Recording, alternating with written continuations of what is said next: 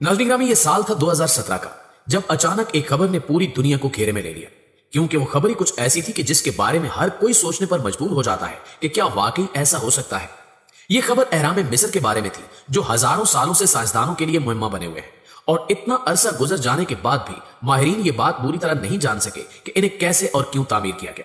मगर एक माहिर नजूम ने दावा कर दिया है कि अहराम मिस्र को एक ऐसे कायनाती कैलेंडर के तौर पर तामीर किया गया था जिसमें दुनिया के खात्मे की तारीख भी पोशीदा है।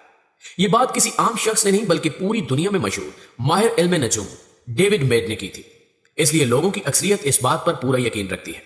डेविड मेड का कहना था कि ये अहराम दुनिया के खात्मे की तारीख की निशानदेही दुरुस्ती के साथ करते हैं और इनके नजरिए के मुताबिक दुनिया का खात्मा उस दिन होगा जब अहराम मिस्र की 2 ज़ेर जमीन सुरंगें बैक वक्त आसमान के 2 सितारों की सीध में आ जाएंगी।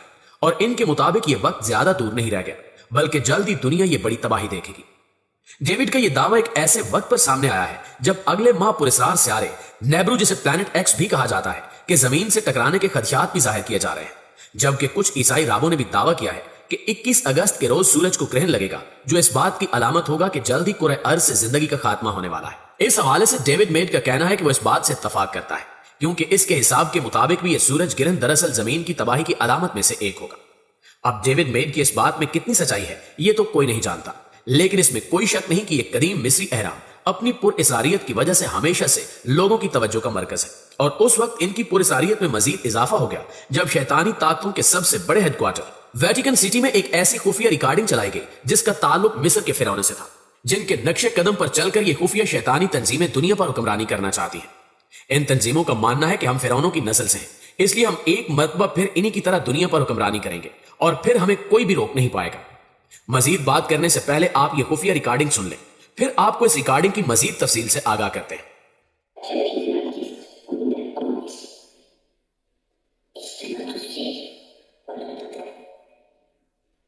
जी तो दोस्तों, ये रिकॉर्डिंग सुनने के बाद आपको अंदाजा हो गया होगा कि इसमें एक शख्स किसी दूसरे शख्स से मुखातिब है, लेकिन ये शख्स क्या कहना चाह रहा है इसका इल्म सिर्फ इन्हीं खुफिया तंजीमों को है।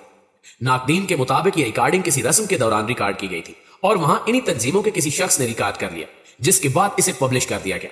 मगर इसके बाद इस रिकॉर्डिंग को आम करने वाले शख्स को बेदर्दी से मार दिया गया। याद रहे कि इन खुफिया तंजीमों की मीटिंग अहराम मिस्र से कुछ फासले पर कायम एक ऐसे मंदिर में होती है जहां मिस्री फिरौन होरिस का मंदिर है, और ये रिकॉर्डिंग भी उसी मकाम से ली गई थी।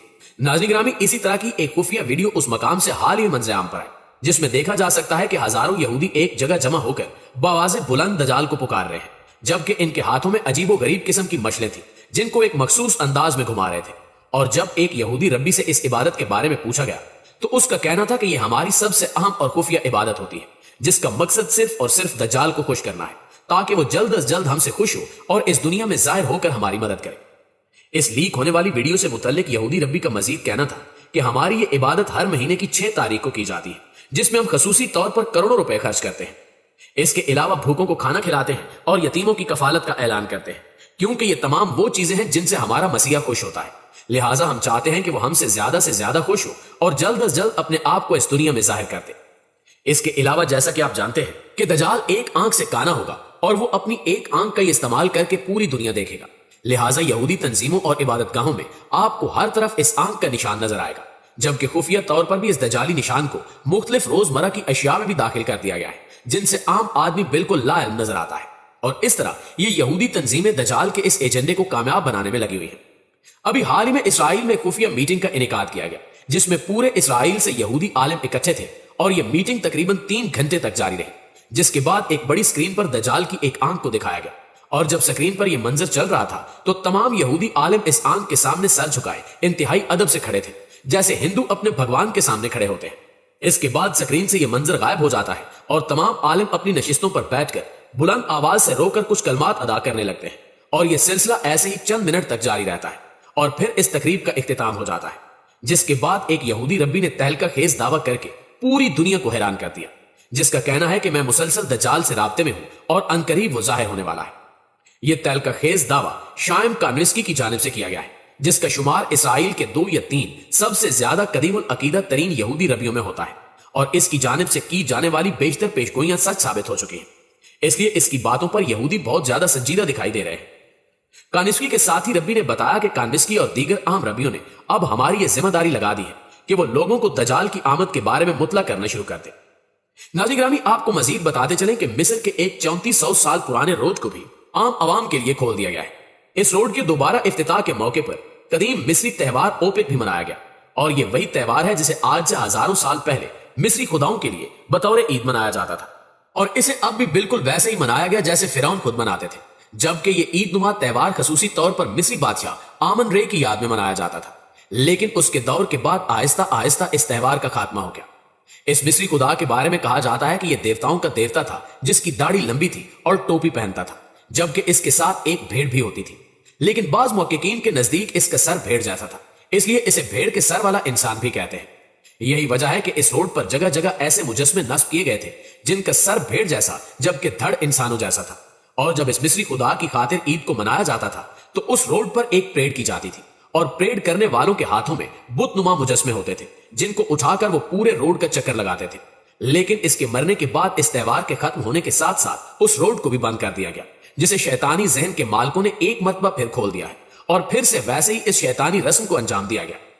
यहां कुछ लोग हकीकत को छुपाने के लिए यह दावा कर रहे हैं कि इस रस्म को इसलिए शुरू किया गया है ताकि मिस्र में सेहत के जरिए मईशत को बेहतर बनाया जा सके।